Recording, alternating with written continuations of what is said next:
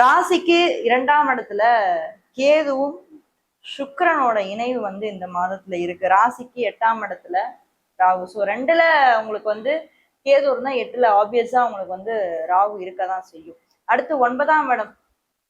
எப்பாடா விட்டாரா சனி பகவான், இதுக்கு முன்னாடி அஷ்டம சனி, இப்பயாவது மனுஷன் சும்மா இருப்பாரா அப்படின்னு ஏகப்பட்ட ஒரு கொஸ்டின் மார்க் கடகத்துக்கு இருந்தாலும், இந்த 9ஆம் இடம் பாக்கிய சனி நிச்சயமாக உங்களுக்கு ஆன்மீக ரீதியான வளர்ச்சிகளை கொடுக்கறதுக்கு அதிகமான வாய்ப்புகள் கடகத்துக்கு உண்டு.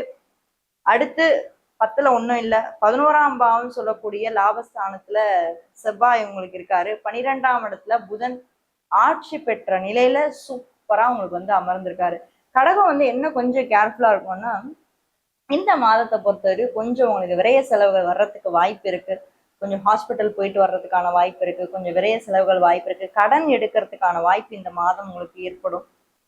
திடீர்னு ஏதாவது உங்களுக்கு கடன் எடுக்கணும். ஏன்னா கடகத்தை பொறுத்த வரைக்கும் என்னன்னா, அவங்க சேமிப்புலயே தான் அவங்க முக்காவாசி வாழ்வாங்க. வெளியே போயிட்டு பணம் எங்கேயும் வாங்க மாட்டாங்க. பணம் வாங்குறது அவங்களுக்கு பிடிக்காது. அவங்க கையில இருக்க பணத்தை வேணா எடுத்து கொடுப்பாங்களே தவிர வெளியே பணம் வாங்குறது அவங்களுக்கு சுத்தமா பிடிக்காது. பட் இந்த மாதத்துல கடன் ஏதாவது எடுக்கக்கூடிய ஒரு வாய்ப்புகள், திடீர்னு ஒரு எமர்ஜென்சி வாங்கி எடுக்கக்கூடிய ஒரு வாய்ப்புகள் எல்லாமே ஏற்படுறது காத்துக்கிட்டு இருக்கு.